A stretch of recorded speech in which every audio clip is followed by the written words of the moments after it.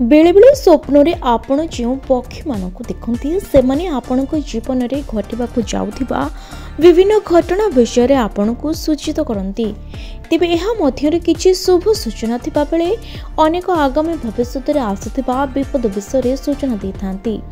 तेबे स्वप्न रे किछि पक्षी को देखिबा अत्यंत शुभ फल मिलबार सूचना दिए। जदि आपण एही पक्षी को निज स्वप्न रे देखुछंती तेबे बुझी जातु जे आगकू आपणक समय बदलबाकू जाउछि।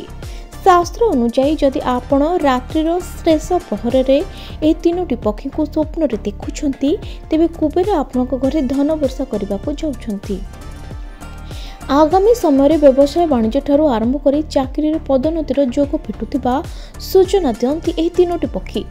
स्वप्न शास्त्र अनुसार जदि आपण स्वप्न रे शुआ देखि थांती तेबे यह आपनक पई एक खूब शुभ संकेत अटे। स्वप्न रे शुआ आसीबा घरे लक्ष्मीकर प्रवेशर सूचना देइथाय। एथि सहित पारिवारिक जीवन रे सुख शांति भरिबार एहाकू एक संकेत रूप रे गणना करा जाय। आपण जानिथिबे जे पेचाकू मां लक्ष्मीकर वाहन रूपे शास्त्र रे वर्णना करा जायछि। तेणु जदि आपण स्वप्न रे पेचा को देखुछंती यह धन आगमनर सूचना देइथाय।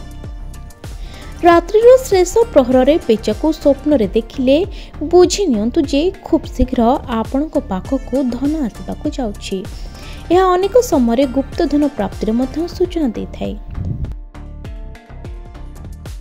रात्रि जदि आपण मयूरर स्वप्न देखुथांती यह आपणक पई अनेक खुशी खबर आनी दे पारे।